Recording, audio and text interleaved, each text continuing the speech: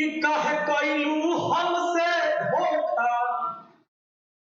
अरे नहीं दिहलू हमके मौका, हमरा खूना हमसे मेहंदी रचा लिहल तू, तब बोला काहे कबर के आंसू बहारे,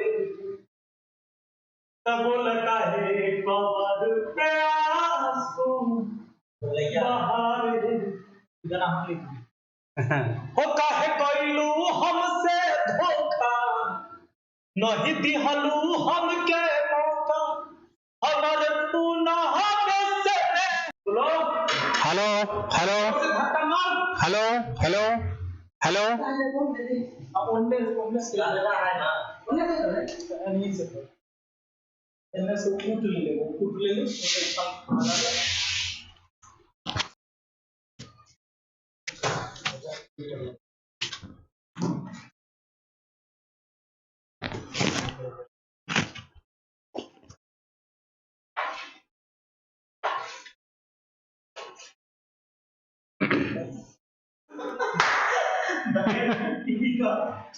तगड़ा वैक्यूम क्लीनर हो जाएगा। बीमार है ना, आप पेट्रोल भी ले लीजिएगा, से निकालिए ये घूम।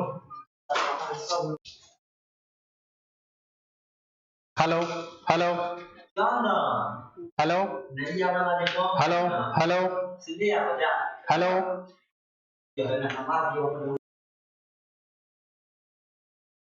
जय हिंद साथियों, आप सभी का स्वागत है आपके अपने परिवार मैथ्स गुरु मनीष में। दोस्तों मैं हूं एमके एक्सपर्ट और ये जो आपका अवकल समीकरण है इसका पहला पार्ट हम लोगों ने देखा है और जिसमें हम लोग ये देखे थे कि कोई भी अवकल समीकरण यदि आपको दे दिया जाए तो उस अवकल समीकरण का कोटि और घात कैसे निकालेंगे विद इन 1 से 2 सेकेंड, मतलब बहुत ही कम समय में आप उसको कैसे ज्ञात कर लेते हैं। तो इसमें कुछ और चीज आपका बच गया था, तो आज इसका ये दूसरा पार्ट होगा। आइए शुरुआत करते हैं। सबसे पहले क्वेश्चन से ही शुरुआत करते हैं क्योंकि हम आपको कॉन्सेप्ट पहले ही बता दिए। तो एक बार थोड़ा सा रिकैप कर लेते हैं कॉन्सेप्ट को कि यदि कोई भी त्रिकोणमितीय अनुपात के पूर्णांक में यदि dy बटा dx आ जाए, कोई भी त्रिकोणमितीय अनुपात के पूर्णांक में यदि dy बटा dx आ जाए या फिर लॉगरिथमिक फंक्शन के पूर्णांक में यदि dy बटा dx आ जाए, एक्सपोनेंशियल फंक्शन के पावर में यदि dy बटा dx आ जाए, रूट के अंदर में यदि dy बटा dx आ जाए, बटा में यदि dy बटा dx आ जाए, तो इस कंडीशन में आपको कहे थे कि दिए गए अवकल समीकरण का जो घात होगा वह क्या होगा, अपरिभाषित होगा, यानी उसका घात ज्ञात करना संभव नहीं है। कोटि निकालना तो बहुत ही सिंपल था कि आप जितना बार सबसे ज्यादा डिफरेंशिएशन हुआ होगा आप सीधे कह सकते हैं कि यह जो है दिए गए अवकल समीकरण की क्या है, कोटि है। लेकिन घात के रूप में जब भी आप उसको चेक करेंगे तो सबसे पहले आपको यह चीजें देखना पड़ेगा कि कहीं त्रिकोणमितीय अनुपात के पूर्णांक में dy बटा dx तो ना लागल है। यदि लागल है तो समझ लीजिए कि दिए गए अवकल समीकरण का घात जो होगा वो क्या होगा, अपरिभाषित होगा।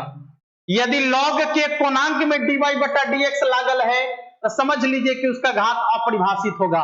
यदि e के पावर में dy बटा dx लागल है तो समझ लीजिए कि घात अपरिभाषित होगा। यदि रूट के अंदर में dy बटा dx लागल है तो समझ लीजिए कि घात अपरिभाषित होगा। यदि dy बटा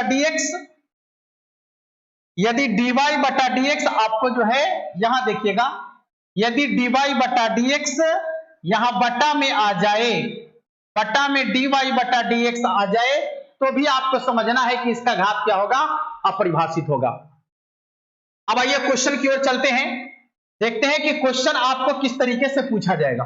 जैसे ध्यान दीजिएगा, मान लीजिए कि क्वेश्चन आपका है e के पावर में y double dash plus y dash plus x into x into dy बट्टा dx का होल स्क्वायर और इसके बराबर में 0 है। इसके बराबर में कितना है? 0 है। आपसे पूछा जा रहा है कि दिए गए अवकल समीकरण की कोटि क्या होगा और घात क्या होगा। बहुत सिंपल है, कैसे बनाएंगे? सबसे पहले तो चेक करना है रे बाबू कि दिए गए अवकल समीकरण में सबसे ज्यादा बार डिफरेंशिएशन कहां हुआ है। आइए चेक करते हैं।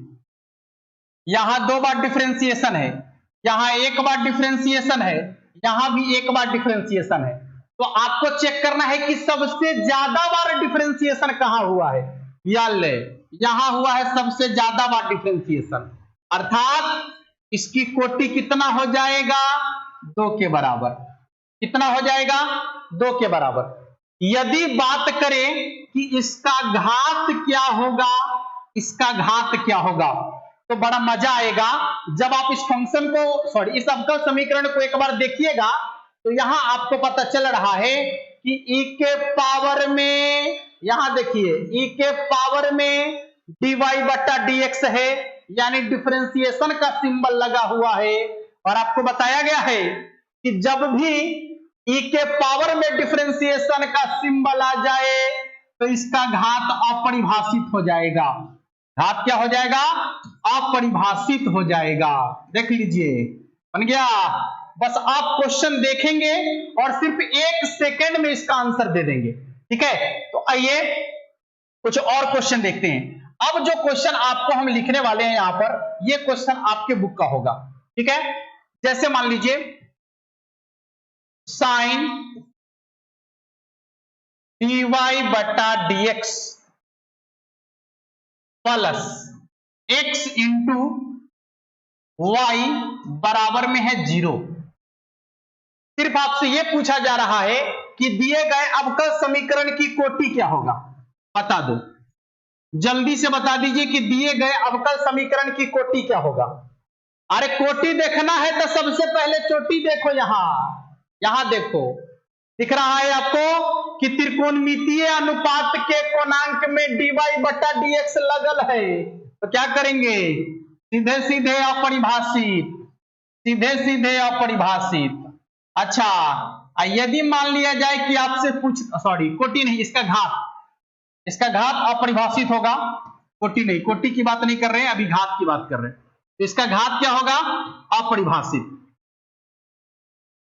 यदि आपसे पूछे कि इसकी कोटि क्या है, लीजिए कोटि, सबसे ज्यादा बार डिफरेंशिएशन जितना बार हुआ है वही इसकी कोटि कहलाएगा। सबसे ज्यादा बार डिफरेंशिएशन जितना बार हुआ है, एक बार डिफरेंशिएशन तो हुआ है, इसलिए इसकी कोटि कितना हो जाएगा? 1 के बराबर। कितना के बराबर होगा? 1। बहुत ही सिंपल क्वेश्चन है। आइए अगले क्वेश्चन की तरफ चलते हैं और देखते हैं अगला क्वेश्चन आपका। मान लीजिएगा क्वेश्चन आपका है log y triple dash plus sine x into y double dash plus cos x बराबर में 0 है। बराबर में क्या है? 0 है। अब थोड़ा सा ध्यान दीजिएगा, बराबर में 0 है। देखिएगा यहां लिखा हुआ है आपका cos x बराबर 0। आपसे फिर यही सवाल करेगा कि दिए गए अवकल समीकरण की कोटि क्या है और घात क्या है। तो सबसे पहले कोटि निकालेंगे। लीजिए कोटि, सबसे ज्यादा बार डिफरेंशिएशन जो हुआ होगा वही उसकी कोटि कहलाएगा। अब आइए खोजिए, ये कै बार? 3 बार। ये कै बार डिफरेंशिएशन है? 2 बार। अब ना है, ना है। चलिए, तो यहां पर सबसे ज्यादा बार डिफरेंशिएशन जो है 3 बार हुआ है, इसलिए इसकी कोटि क्या हो जाएगा? 3। यदि इसके घात की बात करें आपसे कि इसका घात क्या है, तो आप आसानी से बता सकते हैं। यहां देखिए log के कोणांक में dy बटा dx का सिंबल है, यानी डिफरेंशिएशन का सिंबल है, तो इसका घात होगा अपरिभाषित। इसका घात क्या होगा? अपरिभाषित। किसी को दिक्कत है क्या? थोड़ा सा भी प्रॉब्लम ना होना चाहिए। आइए अगले क्वेश्चन की तरफ बढ़ते हैं और आशा करते हैं कि बहुत सारा क्वेश्चन आपको इस टाइप से पूछा जाता है। आपके एग्जाम में कम से कम 2 से 3 क्वेश्चन पूछे ही जाते हैं इस टाइप के, ठीक है, एकदम। और यही टाइप होगा क्वेश्चन का जो आपके एग्जाम में पूछे जाएंगे, तो आपको थोड़ा सा भी नहीं घबराना है, सीधा सीधा इसका जवाब देना है। आइए अगले सवाल की तरफ बढ़ जाते हैं। सवाल आपका है cos x into d square y बटा में dx स्क्वायर, इसका है होल पावर में 3 plus sine x into dy बटा dx प्लस x बराबर में है आपका 0। सवाल आपसे पूछता है कि दिए गए अवकल समीकरण की, थोड़ा सा यहां मिस्टेक है, हाँ सही है, सही है, cos x लिखा हुआ है, बिल्कुल सही है। देखिए, तो सवाल आपसे पूछता है कि दिए गए अवकल समीकरण की कोटि क्या है और घात क्या है। हर तरीके से सवाल का टाइप आपके सामने है और प्रश्न एक ही है कि कोटि क्या होगा और घात क्या होगा, कोटि क्या होगा और घात क्या होगा। कितना आसानी से आप जवाब दे सकते हैं, देखिएगा। सबसे पहले बात कर लेते हैं कोटि, सबसे पहले बात कर लेते हैं कि कोटि क्या है। देखिए कितना आसान है, दिए गए अवकल समीकरण में सबसे ज्यादा बार डिफरेंशिएशन कहां हुआ है। आ जाओ, यहां 2 बार डिफरेंशिएशन है, यहां 1 बार डिफरेंशिएशन है, तो ज्यादा कहां हुआ, यहां ना। जितना बार डिफरेंशिएशन सबसे ज्यादा हुआ है वही उसकी कोटि कहलाएगा। तो इसका कोटि कितना हो जाएगा बाबू, 2 के बराबर। अब आइए घात, लीजिए घात। अब आप देखिए कि क्या त्रिकोणमितीय अनुपात के कोणांक में कहीं dy बटा dx है। देखने से तो ना पता चल रहा है, यहाँ x है, यहाँ भी x है, dy बटे dx ना है कोणांक में। क्या लॉग वाला है, तो लॉग वाला तो यहाँ है, ये नहीं है। e के पावर वाला है, वो ना है। बटा वाला है, वो ना है। रूट वाला है, ना है। बात खत्म। तो जब आप घात चेक कर रहे हैं तो जिसका कोटि देखे हैं उसी का घात देखिएगा, और जिसका कोटि देखे हैं उसी का घात। तो ये कोटि है, एक घात कितना है, 3, यानी इसका घात कितना हो जाएगा, 3 के बराबर। ठीक है, बहुत ही सिंपल है जो आप आसानी से बना सकते हैं। तो आशा करते हैं कि आप लोग इस तरीके का कोई भी क्वेश्चन यदि आपसे पूछा जाए तो आप उसका बिल्कुल आसानी से जवाब दे पाएंगे। अब देखिए, इसी में दूसरा क्या आपका है, आपसे पूछता है समाकलन गुणांक। समाकलन गुणांक थोड़ा सा ध्यान से समझिएगा, बहुत ही आसानी से समझ में आ जाएगा आपको। समाकलन गुणांक यानी आईएफ, शॉर्ट में भी बोलते हैं इसको आईएफ। आईएफ कैसे निकालेंगे, देखिए आईएफ निकालने से पहले आपको कुछ चीजों पर ध्यान देना होगा। जैसे आपका जो अवकल समीकरण होगा वो 2 टाइप से सेट किया हुआ रहेगा। कैसे, तो जिसमें पहला टाइप आपका है कि dy बटा dx प्लस py अब बराबर में है q, जहां p और q कोई फंक्शन होगा, p और q कोई फंक्शन होगा, p और q क्या होगा, कोई फंक्शन होगा। यहां p के जगह पर और q के जगह पर कोई फंक्शन होगा। ठीक है, तो इसमें जो आप निकालेंगे समाकलन गुणांक यानी आईएफ का मान, वो क्या होगा, ध्यान से देखिएगा। e के पावर में इंटीग्रेशन p dx। मतलब समझिए, मतलब समझिए, सबसे पहले अवकल समीकरण को इस फॉर्मेट में सजाएंगे रे बाबू। सबसे पहले अवकल समीकरण को इस फॉर्मेट में सजाएंगे। सजाने के बाद यहां देखिए y के साथ जो गुणांक रहेगा उसका इंटीग्रेशन करके e के पावर में लिखेंगे, इंटीग्रेशन करके e के पावर में लिखेंगे, और जो मान निकल कर आएगा वही कहलाएगा समाकलन गुणांक। क्या कहलाएगा, समाकलन गुणांक। जैसे एक क्वेश्चन लेते हैं, dy बटा dx बराबर, सॉरी बराबर नहीं, प्लस 1 बटा x इंटू वाई बराबर x स्क्वायर। लाइन कट गया कि लाइन आ गया? इन्वर्टर जवाब दे दिया। चलिए बंद करो जल्दी, इसमें सेव हो जाएगा ना वीडियो अपने आप, है?